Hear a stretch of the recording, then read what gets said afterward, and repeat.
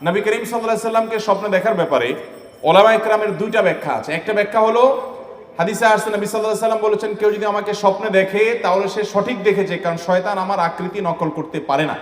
এই হাদিসের একটা ব্যাখ্যা হলো, অনেক উলামায়ে কেরামের ব্যাখ্যা হলো, সাহাবীরা যারা নবী সাল্লাল্লাহু আলাইহি সাল্লামকে চিনতেন, ওনার চেহারা মুখস্থ ছিল, তারা যদি স্বপ্নে দেখে তাহলে তিনি নবী সাল্লাল্লাহু আলাইহি সাল্লামই, শয়তান তার আকৃতি ধারণ করতে পারে না, এটা তাদের কথা।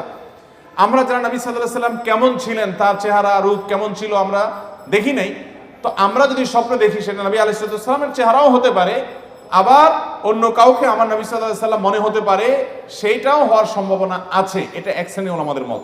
আর অন্য অনেক ওলামাদের মত হলো না, কেউ যদি স্বপ্নে দেখে, কেউ তাকে বললেন নবী সাল্লাল্লাহু আলাইহি সাল্লাম, অথবা তার মনে হতেন নবী সাল্লাল্লাহু আলাইহি সাল্লাম, তাহলে তিনি কিয়ামত পর্যন্ত যেই দেখুক না কেন সে নবী করিম সাল্লাল্লাহু আলাইহি সাল্লামকেই স্বপ্নে দেখেছে, এবং এটি সন্দেহাতীত ভাবে তার জন্য একটা শুভ সংবাদ যে তিনি নবী সাল্লাল্লাহু আলাইহি সাল্লামকে স্বপ্নে দেখেছেন। যদিও এই স্বপ্নে দেখলেই তিনি নিশ্চিত হয়ে যাবেন তাহলে আমি সাহাবী হয়ে গেলাম, আমি জান্নাতে চলে গেলাম, এরকমটি মনে করার কোনো সুযোগ নাই। নেক আমল আমাদেরকে অব্যাহত রাখতে হবে। বাকি কারোর স্বপ্ন কেউ দেখার পর যদি সন্দেহ করে অন্য কেউ, না তুমি দেখো নাই বা নবীকে দেখো না অন্য কাউকে দেখছো, তাহলে তার এর কারণে ঈমানের ক্ষতি হবে না। আমার খালাতো বোন, মামাতো বোন এবং ফুফাতো বোনের সাথে দেখা দেওয়া জায়েজ হবে কিনা জানালে উপকৃত হব। জটিল প্রশ্ন ভাই। জটিল কেন বললাম? খালাতো বোন, মামাতো বোন, ফুফাতো বোন, এদের সবার সাথে পর্দা করতে হবে, অথচ এদের সাথে পর্দা করাটা আমাদের সমাজের সবচেয়ে কঠিন কাজ, ঠিক না বলেন? ভাবির সাথে পর্দা করা সহজ না কঠিন?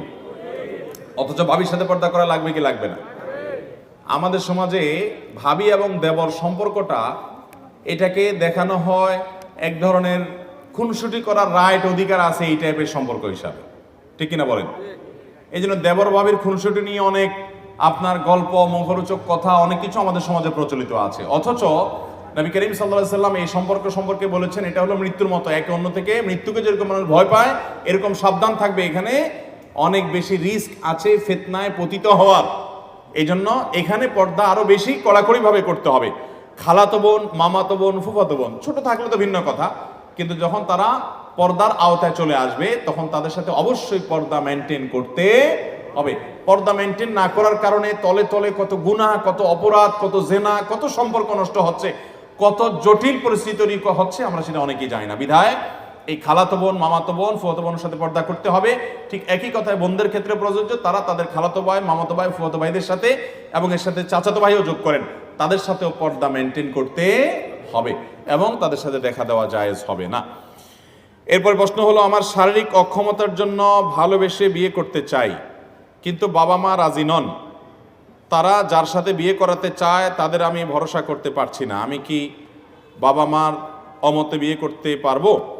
সম্ভবত ভাই শারীরিকভাবে কোনো হয়তো তিনি বিকলাঙ্গ বা কোনো প্রকার মাজুর বা কোনো সমস্যা আছে, এই জন্য হয়তো তিনি সেরকম চিন্তা করছেন। যদি এরকম হয় তাহলে সেক্ষেত্রে বাবা মাকে আপনি বুঝিয়ে আপনার কথার পক্ষে আনার চেষ্টা করবেন। যদি তার বাবা মাকে সেটা আপনি করতে না পারেন, বোঝাতে না পারেন, অনেক বাবা মা আছে শুধু পয়সা ছাড়া আর কিচ্ছু চায় না। ছেলে চায় একটা দিনদার মেয়ে, মেয়ে চায় একটা দিনদার ছেলে, কিন্তু কপাল পোড়া বাপ মা ভালো ছেলে মেয়ে পাওয়ার পরেও কদর করে না, বরং তারা চায় কি? টাকা পয়সা। এই জন্য যে একটা কথা আছে না, যে আজকাল যত বিয়ে হয় মানুষের সাথে মানুষের বিয়ে হয় খুব কম, বেশিরভাগ হয় টাকার বস্তার সাথে ময়দার বস্তা। এক পক্ষ ময়দার বস্তা, আরেক পক্ষ টাকার বস্তা। আল্লাহ তাআলা আমাদের মানুষের সাথে মানুষের বিয়ে করার তৌফিক দান করুন। তো বাপ মারা যদি এরকম হয় তাহলে সেক্ষেত্রে তাদের কথা না মানার অধিকার বা রাইট আপনার থাকবে, কিন্তু পুরো বিষয়টা পর্যালোচনা করতে হবে যে কোন পর্যায়ে।